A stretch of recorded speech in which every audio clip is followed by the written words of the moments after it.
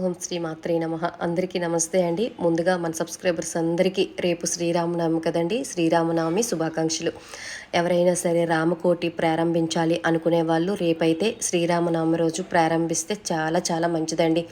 అయితే చాలామంది అంటున్నారు శ్రీరామనవమి రోజు ప్రారంభించి మళ్ళీ శ్రీరామనవమికి ఎండ్ చేసి ఇలా అని.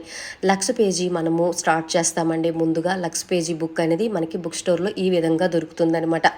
1,00,000 పేజీ బుక్ మనం రాయడానికి 4 ఇయర్స్ పడుతుందని ప్రస్తుతం రాసిన వాళ్ళు చెప్తున్నారనమాట. అయితే మీ అందరికీ నేను ఒకటే చెప్తానమాట, ఏదో పట్టుదలగా ఈ సంవత్సరం స్టార్ట్ చేసి మళ్ళీ సంవత్సరం నవమి వచ్చేసరికి ఎండ్ చేసి ఇలా అని ఒకేసారి పట్టుదలగా ఇష్టం వచ్చినట్టుగా రాయకూడదనమాట.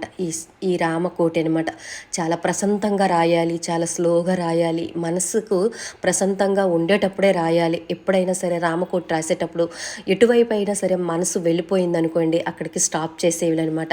అలాగే రాసుకుంటూ ఉండకూడదనమాట. ఇంకెన్నో విషయాలు నేను పెద్ద వీడియోలో చెప్పానండి. ఇప్పుడే వీడియో అయితే అప్లోడ్ చేశాను, పైన లింక్ ఇస్తాను, క్లిక్ చేయండి, వీడియో ఓపెన్ అవుతుందనమాట. రేపైతే చాలా చాలా మంచిదండి. రామకోటి బుక్ కొనుక్కొని రామకోటి రాయండి. చిన్న పిల్లల నుంచి పెద్దల వరకు రాసుకోవచ్చు అనమాట.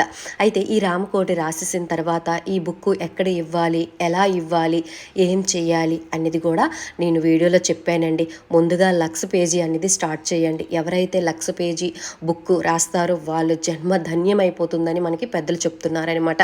ఓకేనా? పైన జై శ్రీరామ్ పెద్ద వీడియో లింక్ పైన ఇచ్చాను, క్లిక్ చేయండి, వీడియో ఓపెన్ అవుతుంది. ఓం శ్రీ మాత్రే నమః.